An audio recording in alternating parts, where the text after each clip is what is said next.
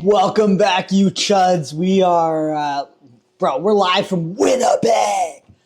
This fight night from Winnipeg is, first of all, anybody that's Canadian, why the fuck would you host an event in Winnipeg? It is the worst possible. It's one of the top 3 worst places in Canada. Anyways, I digress. I'm going to give you guys my predictions and breakdowns on the fight card and give you guys my thoughts. Lots of Canadian fighters as well. So we're going to be a little biased, just a little biased, but we'll see how biased we actually are. But yeah, no, honestly, as the majority of all Canadian cards, it's pretty shit. It's not a really good card. And it's fucking Winnipeg, bro. Calgary is bad enough, but Winnipeg, dude, Edmonton is bad enough. But Winnipeg, dude, Winnipeg's got to be top. Winnipeg, I feel bad for anybody that would fly out. I feel bad for the athletes that have to compete there, even the ones from Canada, bro. Brutal. Winnipeg, bro? Anyways. I got some shit in my nose. Got it. Bro, that was nasty. Yeah. Alright, let's kick this off, bro. Jesus Christ. We got Jamie Siraj versus John Yanis. I don't know much about John Yanis. I have watched some of the Jamie Siraj's fights. I do think he's probably going to beat John Yanis. He's pretty good on the ground. I think he should have an advantage there. And I didn't look too deep into John Yanis, but I don't think he's all that. So I think Jamie Siraj should be able to get this one done. Pretty easy one to pick. We got Mike on the Skill Trades College 1-2 there. Funny. He's just got the face that fits in.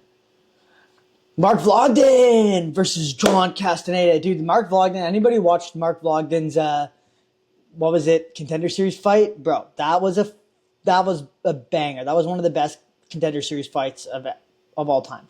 This dude is built, he's literally me if I ate a bit fucking more, bro. I'm 5'3". This brother's 5'3", bro, at 135. I wonder if there's any way he could squeak down to 125, because you'd be a menace at 125. And dude, if you're 5'3", it's pretty hard to put on that much muscle to not be able to cut down to 125.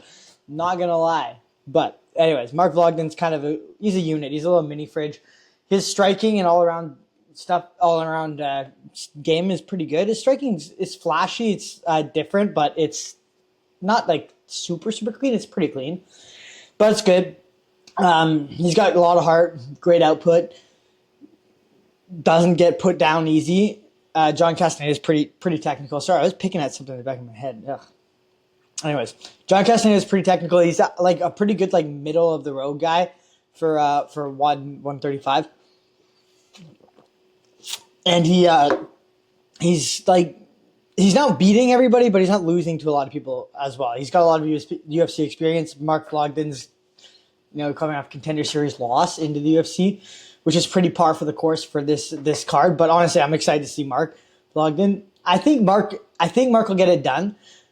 Just one thing Mark has going on for him is a lot of volume and a lot of heart. He puts out a lot of volume. So either his volume is going to, and I don't see John Castaneda necessarily stopping him. So I think Mark Vlogden's volume and just Russian this is gonna win this one for him, because he's just gonna put a mean pace on John Castaneda this entire fight and really get after him. And I think eventually John Castaneda is gonna tire out and Mark Vlogden's gonna kind of take over. Although Mark did get a little bit tired in his last fight. His problem is he's 5'3" for 135, which I know it's not it's pretty short when you have I never, as a short person, I never want to be oh, that's too short for the division. Because it's not. You see people like Volk, who's 5'6", and he's the best at 145. But if Mark Vlogden can get down to 125, he'd be a problem, man. But I think we saw in his Contender Series fight that even though his striking is half decent, he does have a little bit of a hard time closing that gap, which is, fair as a shorter fighter. But I think Mark Vlogden's got this one. We got Jamie Lynn Horth versus JJ Aldridge. This girl looks like a really annoying babysitter. I think Jamie Lynn Horth is going to beat her. she's pretty good in the striking and all around, and she's just a lot bigger and stronger and meaner than JJ Eldridge, and she's pretty good everywhere, and she's technical in the striking. So I think she should have an easy fight in this one, and Jamie Lynn Horth will take her out. I trained at the gym that she owns with somebody else, I believe, in Squamish, BC. Cool little spot. But yeah, she should win this one pretty easy. Melissa Croden versus Daria Zaleski. Let's just appreciate this for a second. Two half-decent looking ladies in a UFC card. Let's go. I think I have Melissa Croden winning this one as well. I'm not being biased, just picking the Canadian people. I think Melissa Croden is she's got like a lot more nasty finishing. Or finishes, and yeah, she's done pretty good in her fight so far. So I'm gonna go with Melissa Croden. That wasn't a very detailed breakdown, but it is a UFC Winnipeg card. Don't get me wrong, I'm excited to be in Canada. I'm excited to have a card in Canada, but like, bro, we got Tanner Boser. I'm a Canadian. Take a Tanner Boser, bro, versus Gokhan Sarcasm, bro. Like what? I don't know. And we're in Winnipeg. Fuck. Fucking Winnipeg, man. It's in the middle of goddamn nowhere. And a barren, desolate wasteland with nothing going on, bro. Oh, Winnipeg. Brutal. Tanner Boser. He has not done great in the UFC or around. But he's not awful. He does pretty well in the regional scene, but also it's, heavyweight regional scene, so everybody, if anybody can, I could be good in the heavyweight regional scene, and I weigh 110 pounds, 105, 94 pounds, versus Gokhan Sakaram. I don't know too much about this guy, but I'm going to pick him because it's Tanner Boser. So I'm going to pick Gokhan Sakaram. I think he should win this fight pretty easily by KO early in the first round. Julian LeBlanc versus Robert Valentin. This will be a fun fight. This is like finally a fight where we can go like, yeah, this should be fun.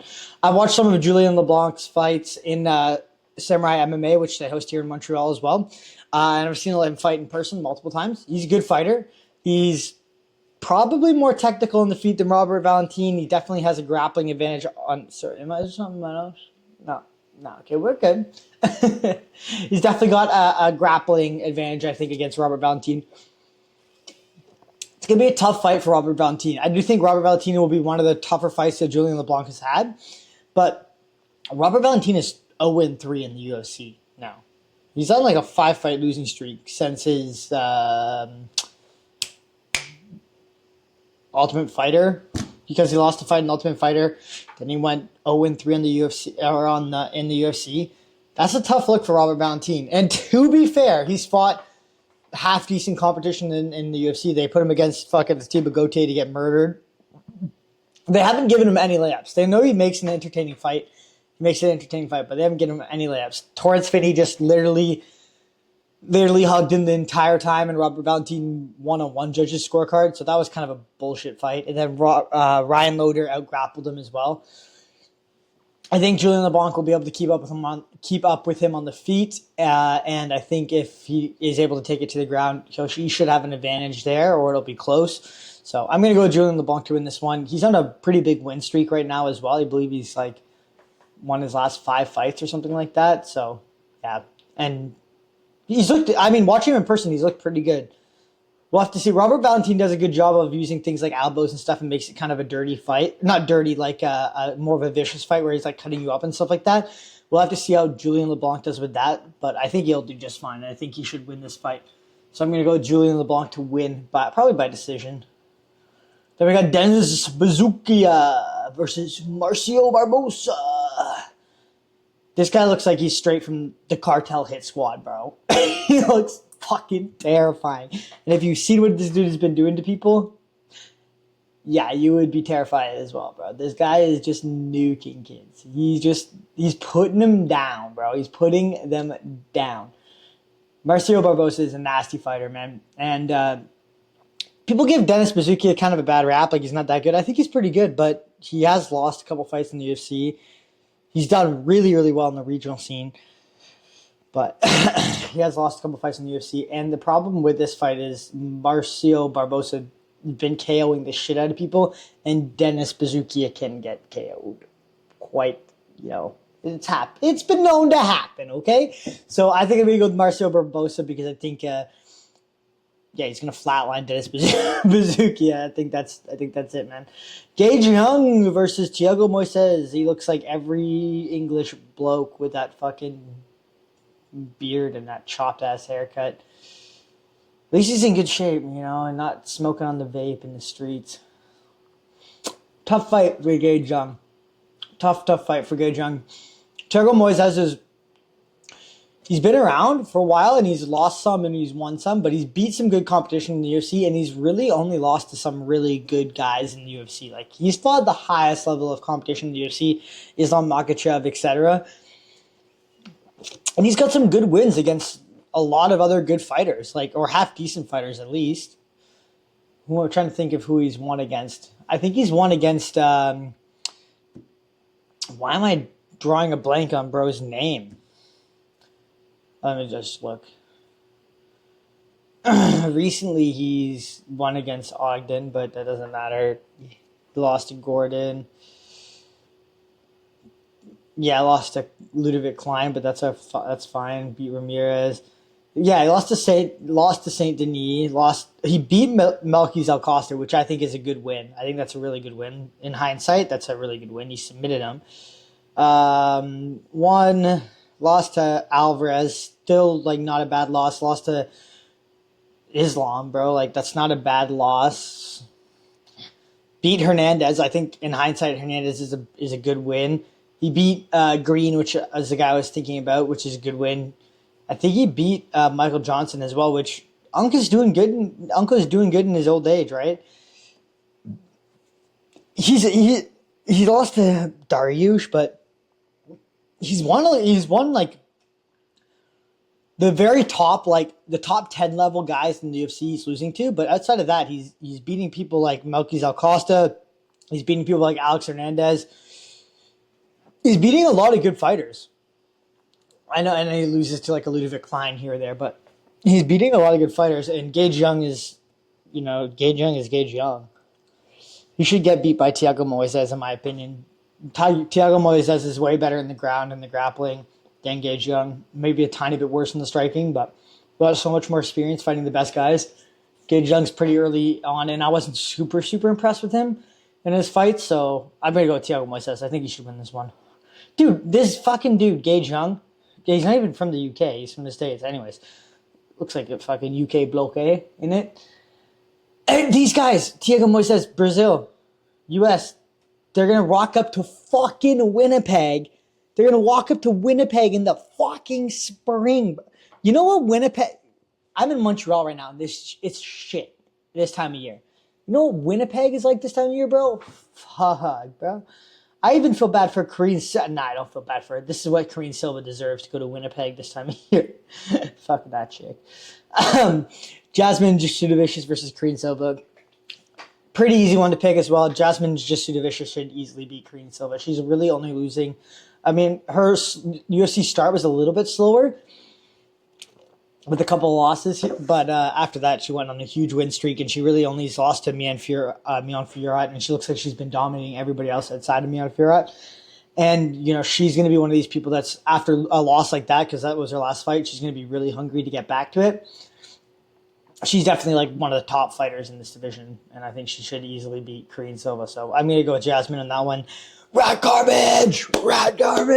Bro, RatGarbage, you see, he's like echoes in the halls at TriStar Gym in Montreal. RatGarbage is the GOAT, man. I think he's in Toronto now full-time, but so sick to see an unk like RatGarbage making it into the UFC at 37, bro. Let's go. That means there's hope for all of us unks out here. And he's been on a pretty long, he's on a, he doesn't have a huge record, actually. He's 14-3. No, bro. He's got to... Let's see what his real record is. I will be surprised if he only has 3 losses. That's dude. That picture is hilarious of rat garbage, man. Okay.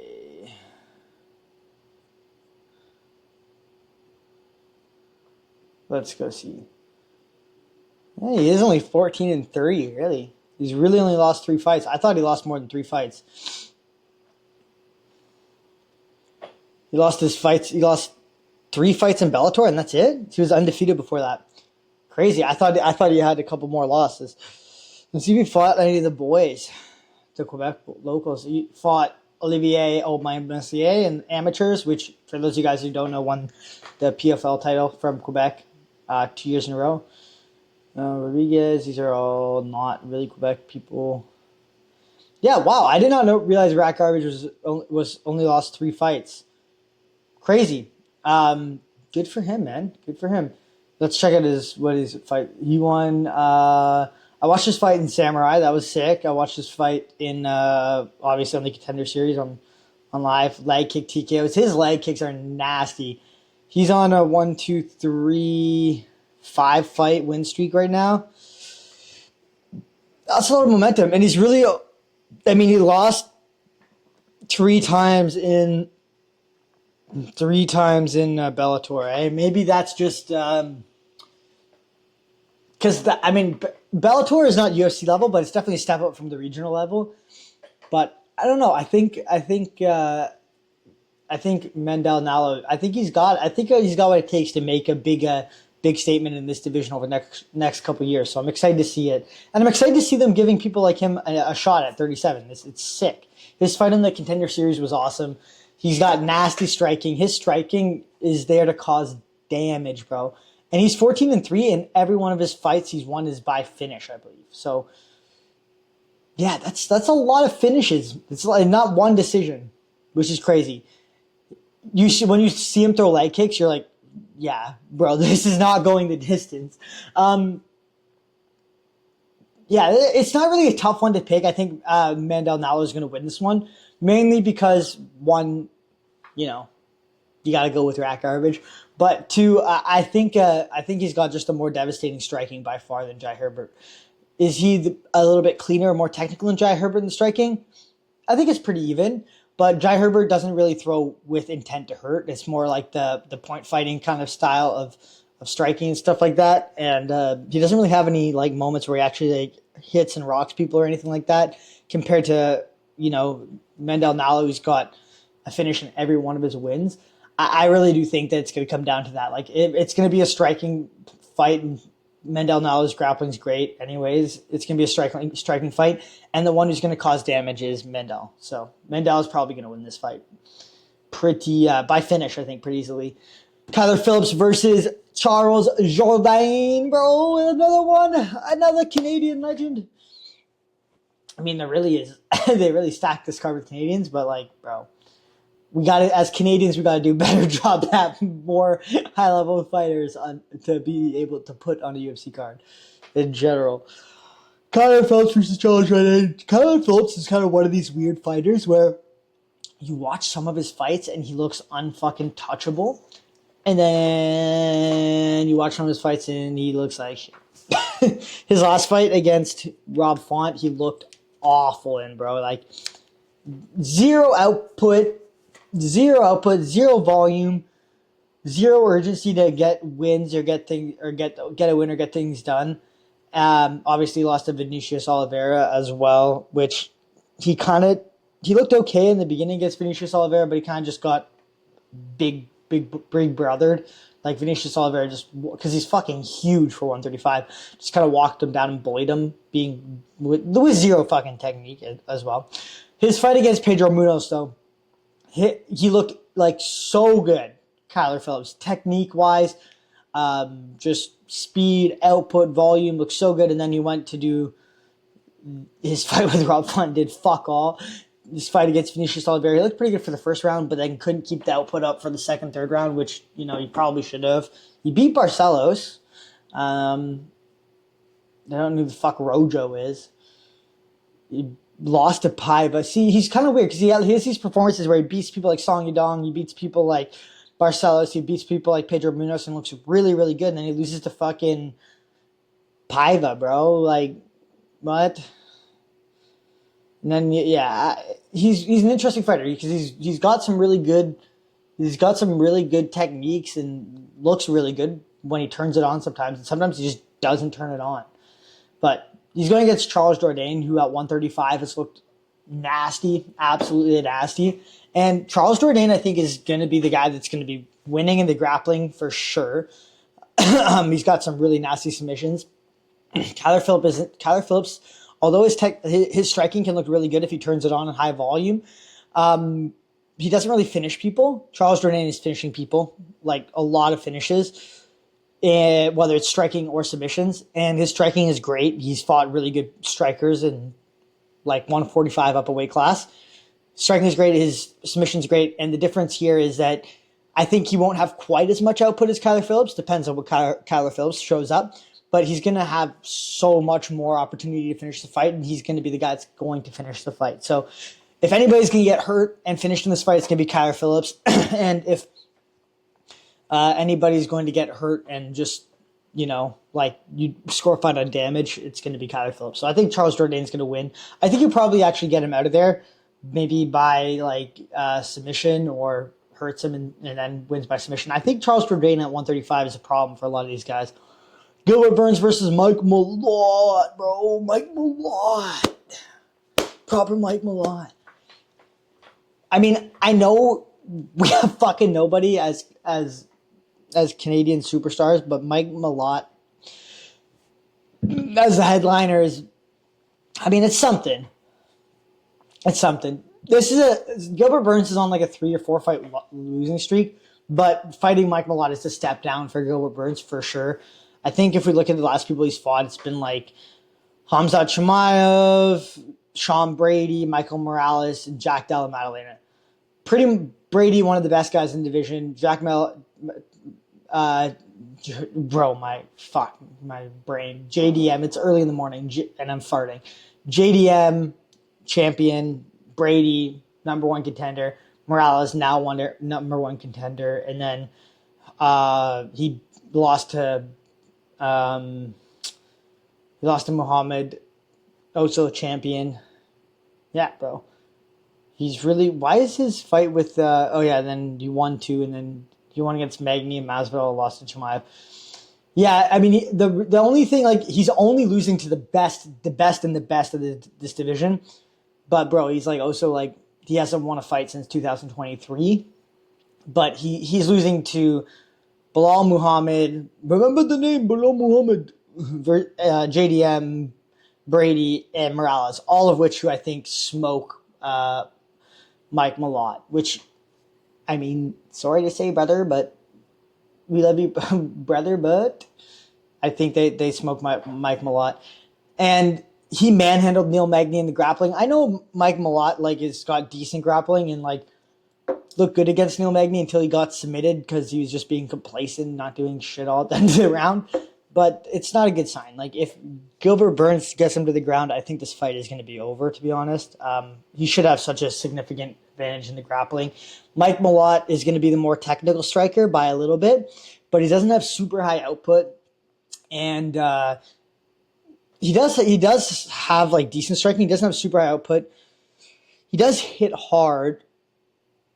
Gilbert Burns' striking isn't as good as it used to be. Gilbert Burns also hits hard as well. I think Gilbert Burns is probably one of the more dangerous strikers Mike Malott's faced recently. Let's see. Kevin Holland, whatever. Charles Radke, whatever. Trevor Giles. Bro, like, the people Mike Malott has beat, he beat Neil Magny pretty much. He should be on like a 6-fight win streak. But the people Mike Malott has beat, Mickey Gall, Langnies, Adam Fugit, Neil Magny, like, none of these guys are even close to the level of a Gilbert Burns or the people that Gilbert Burns has fought. So, yeah, it's a huge step up for Mike Malott. I just think that, like, I don't think he's going to finish Gilbert Burns in the striking. I think if anybody's going to get more tired in this fight, it's probably going to be Mike Malott. And I think if it goes to the ground, Mike Malott's going to be at a pretty big disadvantage. And with all that being said, I'm still going to pick Mike Malott because he's Canadian. But keep that in mind. I'm going to pick Mike Malott, but it's going to be a tough fight for him, man. Gilbert Burns is a big step up in skill level for him, and it's a big step down in skill level for Gilbert Burns as well. So, not skill. I don't know, just step down in rankings. I don't want to say skill level, but step down in rankings. Anyways, these are my predictions for the card. UFC Winnipeg, fucking Winnipeg, man. God damn it. If you gave me an opportunity to go watch this, paid for my flights and my tickets, I might not even take it. It's fucking Winnipeg, bro. I might not even take it. God damn, hey? Anyways, I hope all the Canadians win. And I hope it's one of those cards that looks awful on paper and delivers. But we'll have to see, brother. We'll have to see. Anyways, I appreciate it. If you haven't liked and subscribed and hyped this video already, please do so, and I'll see you in the next one. I'll see you tomorrow for the reaction and recap of this video. Deuces.